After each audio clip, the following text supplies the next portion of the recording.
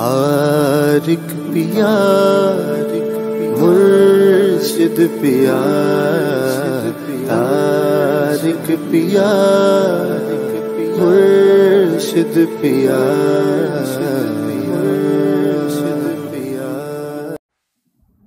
बिस्मिल्लाहिर्रहमानिर्रहीम। अस्सलामु अलैकुम वरहमतुल्लाहि वबरकातुहू। मैं अपने नए आने वाले मुअज़्ज़िज़ मेंबरान को अपने यूट्यूब चैनल पर, अपने घर में, इंस्टाग्राम पे, ट्विटर पर और टेलीग्राम ग्रुप पर खुशामदीद कहता हूँ और उम्मीद करता हूँ कि आप तमाम लोग खैरियत से होंगे। आज आपके लिए एक अहम ऐलान होगा। जो लोग इस रूहानी सफ़र में मेरे साथ शामिल हैं और जो लोग सूरह कुरैश की ज़कात अदा कर रहे हैं, जो लोग नक्श की ज़कात अदा कर रहे हैं और जो तमाम लोग मेरे साथ इस रूहानी सफ़र में शामिल हैं, चाहे इब्तिदाई वक्त से जिन्होंने अभी ज्वाइन किया हो या जिन्होंने बाद में ज्वाइन किया हो, या कुछ लोग जो ये वीडियो देखकर ज्वाइन करें, उन सब के लिए अहम पैगाम होगा। जो रिकॉर्डिंग थी ना मियां हुजूर की, जो निशिस्त से थी, हाँ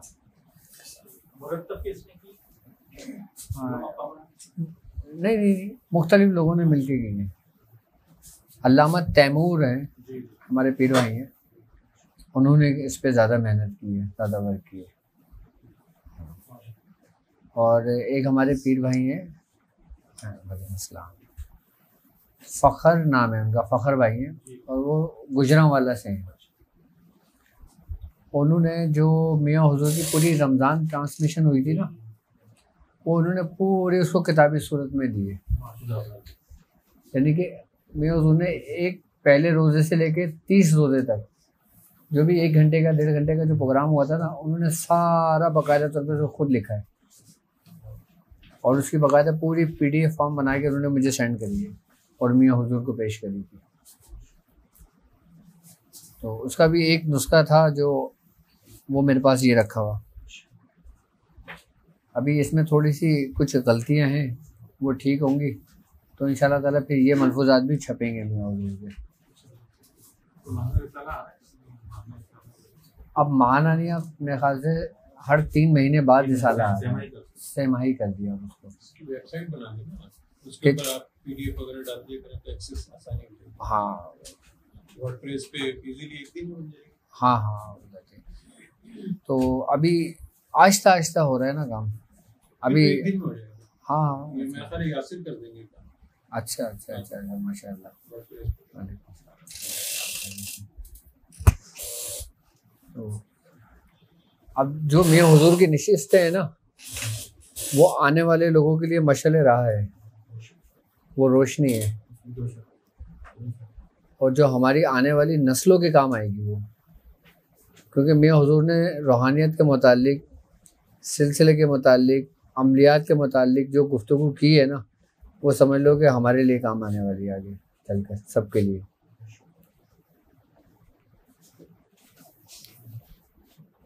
अच्छा, मियां हुजूर ने ये सिलसिला शुरू किया था सन 2007 से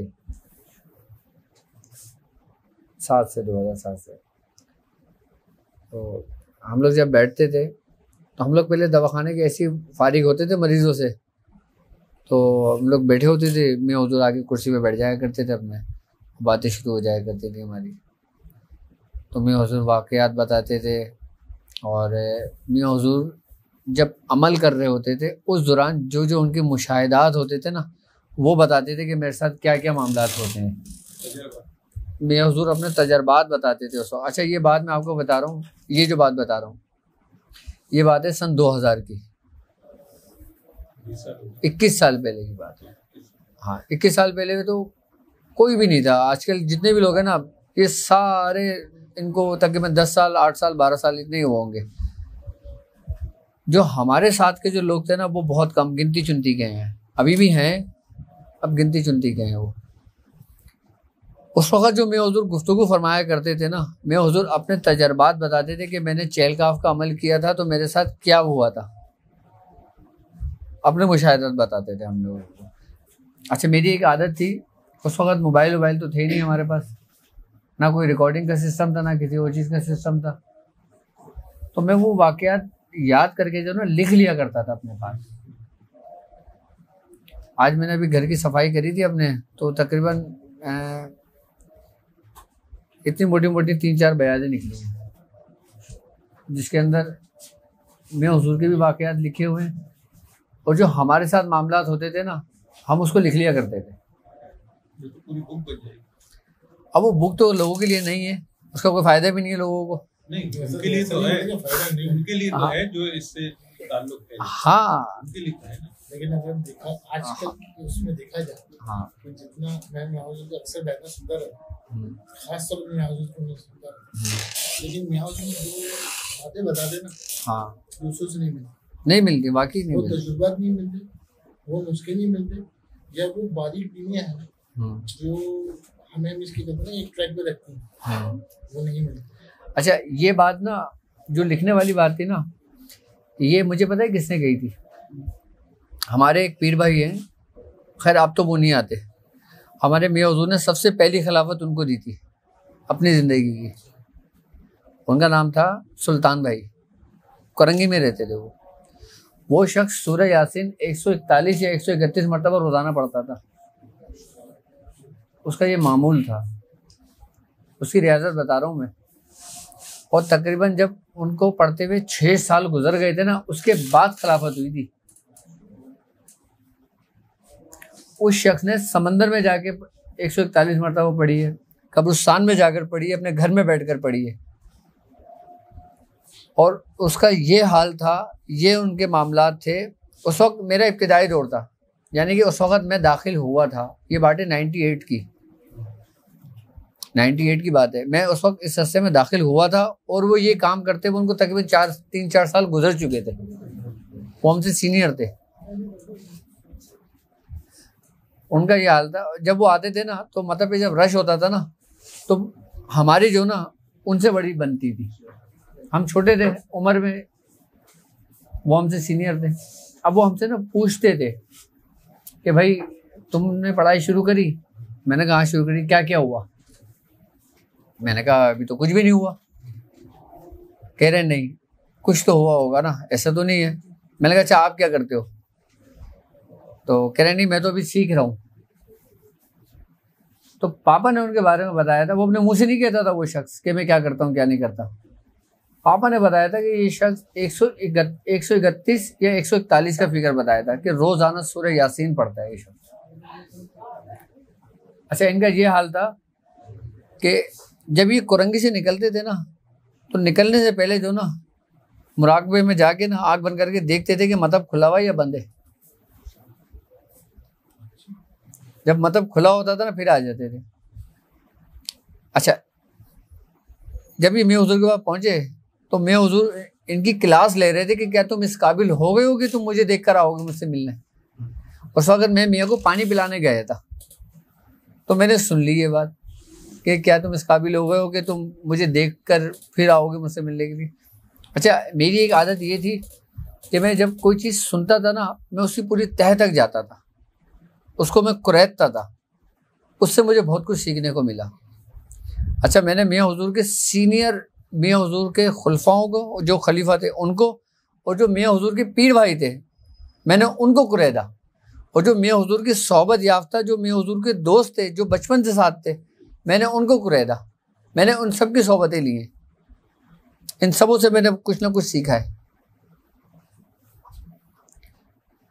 तो उस वक्त जब ये चले गए, फिर मैंने मियाँ हुजूर से पूछा, मैंने कहा ये क्या मामला था? तो कहने लगे ये जब निकलते थे ना, निकलने से पहले ऐसे चेक करते थे फिर आते थे। तो मैंने कहा क्या ऐसा मुमकिन है? मैंने कहा क्या ऐसा मुमकिन है कि कोई बंदा आपको देखे और फिर देख के निकले? उस वक्त हमारा इब्तिदाई दौर था, हमें इतना पता नहीं था उसके बारे में इतना। तो मियाँ कहने लगे हाँ क्यों नहीं है? मैंने कहा कैसे? तो उस वक्त मियाँ ने मुझसे कहा, एक शेर पढ़ा मियाँ ने कहा था कि दिल ढूंढता है फिर वही फुर्सत के रात दिन, दिल ढूंढता है फिर वही फुर्सत के रात दिन, बैठे हैं तसव्वुर जाना किए हुए। उस वक्त समझ में नहीं आई, सर से गुजर गया। मैंने कहा सीधा सीधा बताया ना। कह रहे मुराकबा किया करो। मैंने कहा मुराकबा कैसे करूं, मुराकबा क्या होता है? तो कहने लगे आंख बंद करके बैठ जाओ। मैंने कहा आंख बंद करके बैठता हूँ तो सारा दिन का ख्याल आता है, कभी कहीं आता है, कभी कुछ होता है, कभी कुछ होता है, ऐसा तो नहीं होगा, मुझे आसान सा तरीका बताएं। कहने लगे अच्छा आसान सा तरीका बताऊं तुम्हें। कह रहे अच्छा वो कापी और पेंसिल लेकर आओ। वो मैं कापी पेंसिल मैंने उठाई और मियां हुजूर ने वो सादा पेपर था उसके ऊपर ना एक डॉट लगा दिया, अपने हाथ से मार्कर से डॉट लगा दिया। मुझसे कहने जाओ इसको देखो जाके। हमने पर्चा लिया, पढ़ाई शुरू नहीं हुई थी अभी, बातचीत चल रही थी खाली अभी। फिर हमने डॉट का पर्चा लिया, हमने इसको देखना शुरू कर दिया। मैंने फरमाया था कि जितना तुमको आसानी हो उतना देखो, अपने ऊपर लोड नहीं डालना, अपने ऊपर बड़ा नहीं डालना। जब तुम उकताने लगो ना तो तुम छोड़ देना। हमने वही करा, अपना पर्चा लगाया, हमने वो डॉट देखना शुरू कर दिया। अब जब हमने डॉट देखना शुरू कर दिया, आंखों से पानी भी बहा।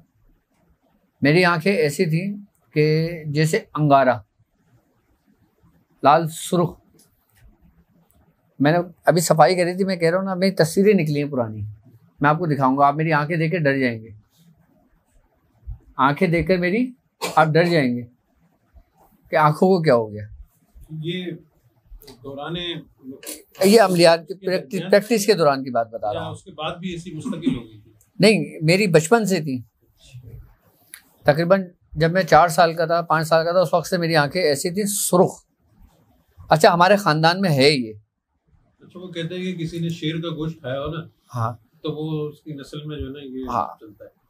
मेरी आंखें थी। मेरे बाद मेरे छोटे भाई वासिक की आंखें हुई थी, फिर ऐसी उसकी भी आंखें लाल रहती थी।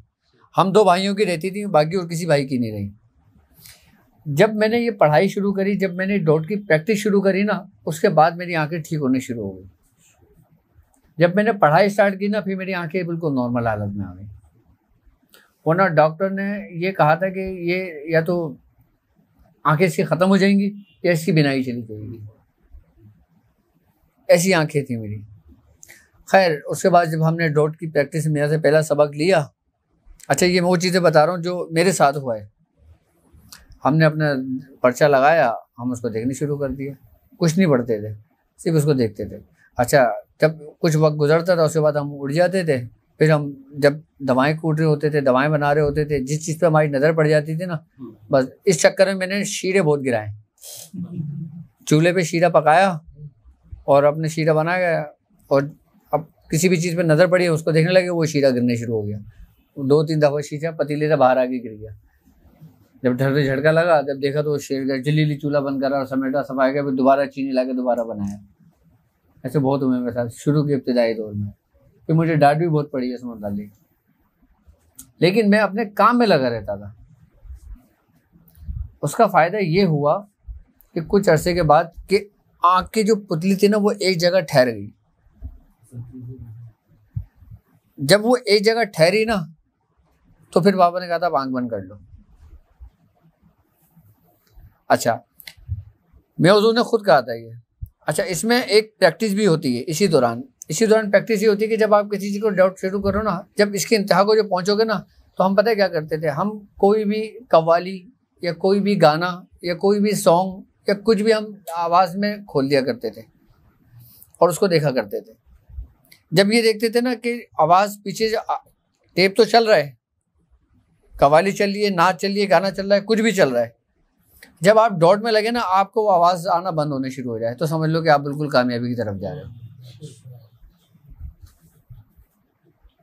यानी कि वो आवाज़ जो है ना, वो बंद हो जाए, आपको एहसास ही ना हो कि आपके इर्द गिर्द कुछ चल रहा है, कुछ शोर शराबा हो रहा है। ये पूरा ये एक सिलसिला है पूरा। ये इस प्रैक्टिस से हासिल होता है, ये और किसी चीज़ से हासिल नहीं होता। ये कमाल जो हासिल होगा ना आपको, ये सिर्फ प्रैक्टिस से ही होगा, जो हम प्रैक्टिस कर रहे हैं। फिर हमने क्या करते थे, जब आवाज़ आना कम हो गई, आवाज़ आना बिल्कुल ख़त्म हो गई, फिर भैया ने बोला था कि आँख बंद कर लो। अच्छा इससे फ़ायदा पता है क्या होगा, आप नमाज़ पढ़ रहे हो, जिक्र कर रहे हो, कुछ भी कर रहे हो, दुनिया में कुछ भी हो रहा है, आपको कोई परवाह ही नहीं है। ये कैफियत आपकी प्रैक्टिस से पैदा होगी और किसी चीज से नहीं होती। ये पैरेलल करते रहना है, ये प्रैक्टिस होती है। ऑलवेज कुछ नहीं होता। अब हम समझते हैं कि डॉट की प्रैक्टिस हमें सारी जिंदगी करना है, नहीं, ऐसा नहीं है, क्योंकि हर मंजिल के बाद मंजिल बदल जाती है, यानी कि दूसरे मंजिल में वो चीज़ जम हो जाती है। पहले आप इब्तिदाई दौर में प्रैक्टिस करेंगे, उसके बाद आप ये कैफियत अपने अंदर महसूस करेंगे। जब आप इन मंजिल से गुजरेंगे फिर आप आंख बंद कर लेंगे। जब आप आंख बंद करेंगे फिर आपको जाहिर सी बात है, जब आप इस मामला से गुजर कर एक मुराकबे के अंदर दाखिल होंगे ना, तो फिर अंदर तो कुछ भी नहीं होगा ना, अंदर तो बिल्कुल सन्नाटा है, खाली है, बिल्कुल खाली है। आपको एक बिल्कुल बंजर ज़मीन दी गई है, आपने उसमें खेती बाड़ी करना है। कब? जब आप मुराकिब होकर होंगे। भाई कहते हैं ना कि सारी कायनात हमारे अपने अंदर मौजूद है। कैसे है? सरकार गौस पाक का फरमान है ना, आपने फरमाया कि मुरीद की एक अपनी ज़मीन है बातिन की, और मुरीद उसमें काश्तकारी करता है। आई बात समझ? उसमें फिर वो उस चीज़ को तख्लीक करता है, अपने अंदर के जहां को। बाहर कुछ भी नहीं है, ये सब कुछ अपने अंदर हो रहा है। वो सब कुछ बना रहा होता है अपने अंदर। आई बात समझ में? उसके अंदर से जब वो सब कुछ अपने अंदर बना रहा होता है, वो जमीन में खेती बाड़ी कर रहा होता है, काश्तकारी कर रहा होता है, तो वो पूरी एक बनना शुरू हो जाती है पूरी। क्यों? क्योंकि आप मुराकिब के मायने ही नेगेबानी के हैं। जब आप मुराकिब होगे तो आप नेगेबानी करोगे, और जब नेगेबानी करता है तो किस चीज़ की जाती है? बातिन की जाती है। तो आप अपने अंदर हर चीज़ क्रिएट कर रहे होते हैं। ये मुराकबे की हालत की बात बता रहा हूँ। मुराकबे में इतनी जल्दी दाखिल नहीं हुआ जाता। होने को तो आप अभी आँख बंद करके बैठो, कहो मैं मुराकबे में बैठा हूँ, लेकिन वो उस मुकाम पे तो नहीं है ना। असल चीज़ कैफियत का नाम है। अच्छा, लोग समझते हैं कि मुराकबा बेसिकली आंख बंद करके बैठने का नाम है, जबकि मुराकिब होना जो ना एक महवियत का नाम है, गुम हो जाने का नाम है। अब सहाबा कराम थे, अब कुरान जब नमाज की हालत में खड़े होते थे, कोई आयत पढ़े जाते थे तो आप गुम हो जाते थे, सजदा तवील कर दिया करते थे, रुकू तवील कर दिया करते थे, 2 रकात वो पूरी रात उनको 2 रकात पढ़ने में लग जाती थी। क्या था ये? कैफियत। इसी कैफियत का नाम मुराकबा है। अच्छा, इसमें कुछ ड्यूरेशन होता है ना, जैसे आपने अक्सर बोला कि 5 मिनट 10 मिनट से शुरू करो, आधे घंटे तक जाओ, तो एक मखसूस टाइम होता है। जैसे आपने बोला ईशा के बाद बेहतर है या ताज्जुद के बाद, तो पूरे दिन में कई मरतबा कर सकते हैं। देखें, इसकी मिसाल मैं आपको ऐसे दूं कि जैसे हमें हुक्म तो 5 वक्त का है नमाज पढ़ने का, ठीक है, और बाकी का हुक्म नहीं है क्या? हमने अपने आप को 5 वक्त के लिए मखसूस कर दिया जो हुक्म था, उसके बाद हम गाफिल हो गए उसकी हर चीज़ से। तब क्या ऐसा नहीं है? आपको हुक्म दिया गया है कि आपने 5 मिनट 10 मिनट उसको प्रैक्टिस करना है। आपने प्रैक्टिस करी, आपने हुक्म की तकमील पूरी कर दी, आपका काम ख़त्म हो गया। अब आपने कोई ऐसा काम करना है कि आप उसके अंदर महव रहे हैं, उसमें घूम रहे हैं उसमें।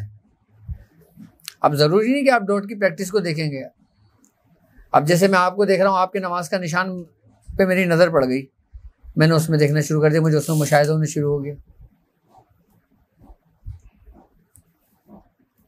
इसके ज़रिए ना, आई कांटेक्ट के ज़रिए, जब आपको एक वक्त गुजर जाता है ना, तो आप आई कांटेक्ट के ज़रिए बगैर बोले अपनी बातों का मैसेज दे सकते हो, क्योंकि ये सारी कुव्वतें हमारे अपने अंदर मौजूद हैं। अच्छा, इस चीज़ की प्रैक्टिस दुनिया के हर मज़ाहिब में है।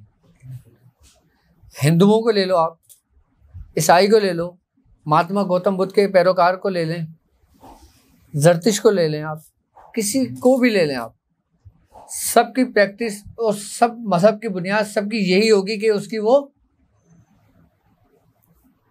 यकसुई हासिल करे उसको। अगर हमें ये सब कुछ नहीं आता, कुछ नहीं कर सकता, उसके बावजूद भी मुझे लगा मतलब मैं यहाँ बैठा हूँ, मुझे ये सब नजर आ रहा है, कुछ मुझे पता है कि मैं यहाँ बैठा हूँ, मगर मुझे ऐसी चीज नजर आ रही है जो मैंने जिंदगी में कभी देखी नहीं, ना कभी सुनी, और मुझे बहुत रियलिटी, लोग बातें कर रहे हैं, कुछ हो रहा है, और बहुत अजीब सी चीज है जो मैं जिंदगी में कोई सोच नहीं सकता था, वो नजर आ रहा है। क्या वो चीज मुराकबे में है? नहीं, इसकी दो कैफियतें होती हैं। एक तो ये होती है कि या तो वो शख्स किसी न किसी के ज़ेरे आसेब होगा, ठीक है। दूसरी बात, या तो फिर वो कुदरत की तरफ से उसका जो ब्रेन होगा ना, वो ऑटोमेटिकली नॉर्मल इंसान से कुछ ज़्यादा एक्टिव होगा।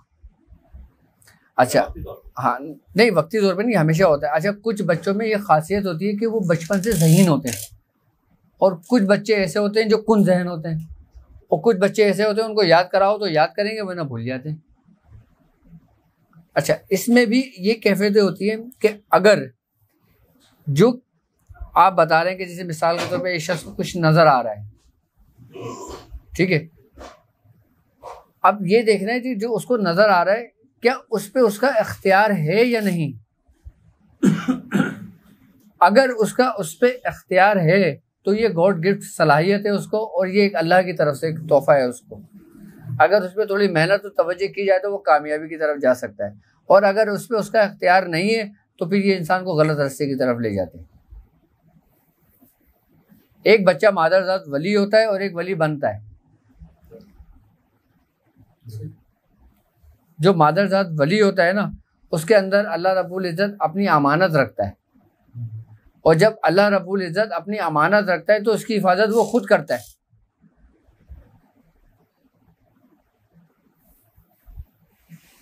ये हमारी अपनी कैफियत होती है। अच्छा, मेडिकल में जाओगे ना, मेडिकल पता है क्या कहेगी कि ये शिज़ोफ्रेनिया का मरीज़ है, ये डिमेंशिया का मरीज़ है, ये फला बीमारी का मरीज़ है। अच्छा, वो क्यों कहते हैं? अच्छा, उनके पास कोई ठोस सबूत नहीं है, कोई दलील नहीं है उनके पास। अच्छा, हमें चीज़ें क्यों नज़र आती हैं आपको पता है? नहीं पता ना। हमें चीज़ें उस वक्त नज़र आती हैं कि जब हम अपने आप पे रियाजत करते हैं या तवज्जो करते हैं,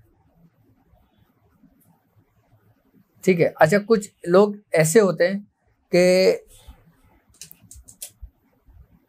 जो ना रियाजत करते हैं, ना पढ़ाई से कोई ताल्लुक होता है, ना किसी चीज़ से कोई ताल्लुक होता है, वो आराम से बैठे बैठे शोर में जाने लगते हैं। कभी बोलते हैं पानी पिला दे, कभी बोलते हैं वो ये कर लो, वो कर लो, ये कर लें। वो क्या कैफियत होती है?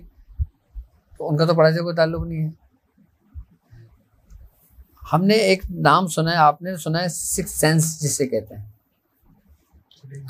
अच्छा, किसी की जो छठी हिस्स होती है ना, वो बहुत तेज काम करती है, और कोई लोग छठी हिस्स को जगाते हैं। जिस चीज़ को हम खुद रियाजत करते हैं, उसको जगाने की कोशिश करते हैं ना, फिर वो हमारे लिए या तो मुज़र हो जाती है या फिर हमारे लिए फ़ायदेमंद साबित हो जाती है। फ़ायदेमंद साबित इसलिए होती है कि हमें कोई रहनुमा मिलता है, कोई रहनुमाई हमें करता है। नुकसानदेह इसलिए होती है कि ना कोई हमारा उस्ताद होता है, ना कोई रहनुमा होता है, फिर हम वो गुमराही की तरफ निकल जाती है हमें मामला। आपका जो दिमाग है ना, ये सब कुछ आपके अंदर फिट है, हर चीज़ आपके अंदर फिट है। बड़े बुजुर्ग फरमाते हैं कि जब तुम डॉट की प्रैक्टिस करो और जब तुम्हारी प्रैक्टिस आधे घंटे तक पहुंच जाए, यानी कि पलक नहीं झपके, तो माफूकुल फितरत जो चीज़ें होती है ना, जिन्नात शयातीन, ये सब तुम पे ज़ाहिर होने शुरू हो जाते हैं वक्तन फ़वक्तन। कुछ नहीं पढ़ो, सिर्फ प्रैक्टिस करो आप। अच्छा, ये बाकायदा लोगों ने प्रैक्टिकल भी करना शुरू किया है। अभी तकरीबन हज़ारों की तादाद में लोग ये प्रैक्टिस कर रहे हैं हमारे साथ। अच्छा, कुछ लोग कह रहे हैं हमें मकसद ये है कि जो मकसद हमें महसूसात होने लगी ये चीज़ें कि हमारे साथ कुछ है। कभी कोई हमें जैसे कोई बंदा किसी को छूता है तो फील होता है ना कि किसी ने छुआ है तुम्हें। अच्छा, कोई कहता है कि हमें डॉट के अंदर ही बाकायदा तौर पे वजाहत शक्लें नज़र आती हैं, पूरे वाज़े तौर पे हर चीज़ जाहिर होने शुरू हो जाती है, हम पे नज़र आता है। अच्छा, इब्तिदाई दौर में इसमें से रोशनियाँ निकलती हैं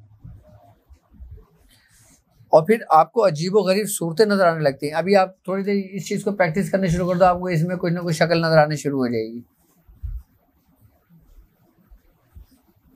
तो क्या वो कोई जिन है? आप मुझे बताएं।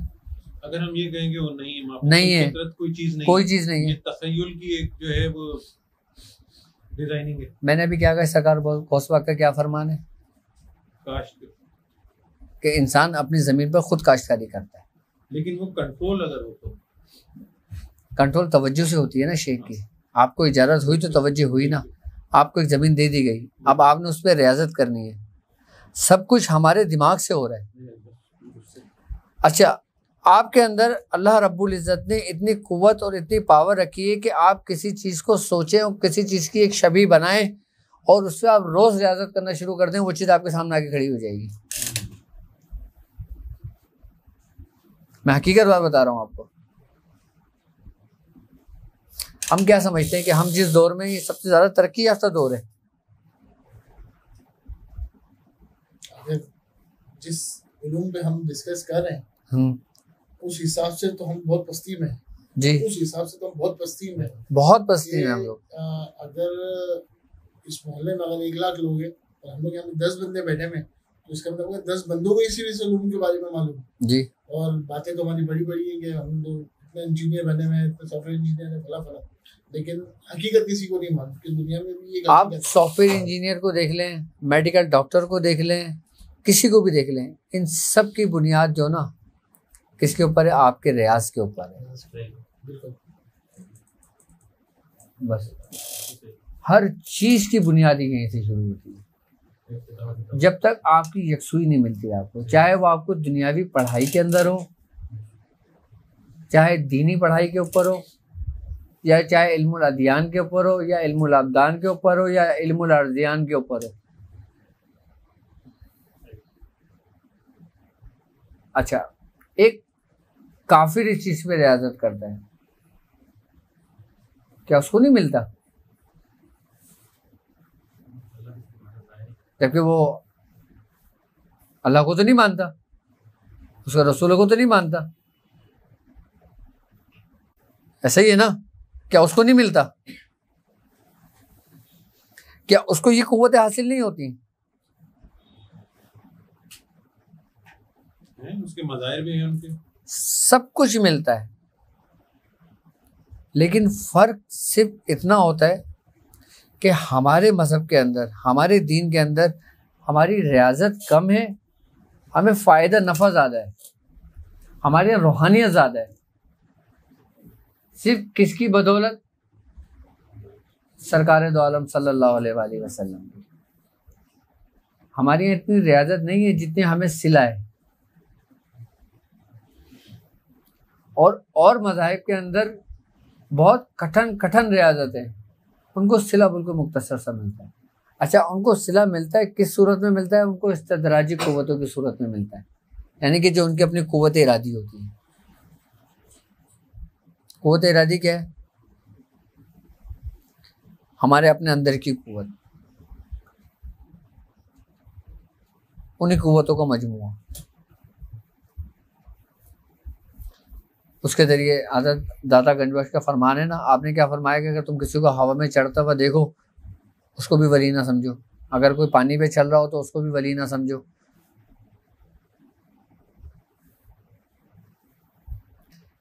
एक शख्स को बड़ा वो हुआ, उसने कहा कि मैं हज़रत की सोबत इख्तियार करूँ, हज़रत वक्त के वली हैं अपने। तो वो शख्स आपकी खिदमत में हाजिर हुआ और आपके साथ रहने लगा। जब कुछ अरसा, कुछ साल गुजरा, उसने आपसे कहा, हुजूर मैं तो आपको बड़ा वली समझता था, मैं तो आपके पास करामतें देखने आया था, मैंने तो कोई करामत नहीं देखी आपकी और मुझे कोई फ़ायदा नहीं हुआ, तो इसलिए मुझे अब इजाज़त दें आप। तो आपने फरमाया था, क्यों भाई तू क्या देखने आया था? कहा, मैंने तो सुना था कि जो अल्लाह का वली होता है वो, उससे तो बड़ी करामतें होती हैं, वो तो कहते हैं लोगों की तकदीरें बदल जाती हैं। तो आपने फरमाया, तुम मेरे साथ कितने अरसे से हो? उसने कहा, मैं थोड़ा टाइम हुआ मुझे। आपने फरमाया, तुमने मेरे साथ फजर की नमाज़ पढ़ी थी? आपने फरमाया, हाँ हुजूर, नमाज़ें तो आप माशाल्लाह 5 टाइम की पाबंदी के साथ पढ़ते हैं और मैं आपके पीछे पढ़ता रहा। तो आपने कहा, नमाज़ों का भी असर नहीं आया तुझ पे क्या? कहा यही मेरी करामत है कि जो मैं 5 वक्त नमाजी हूँ।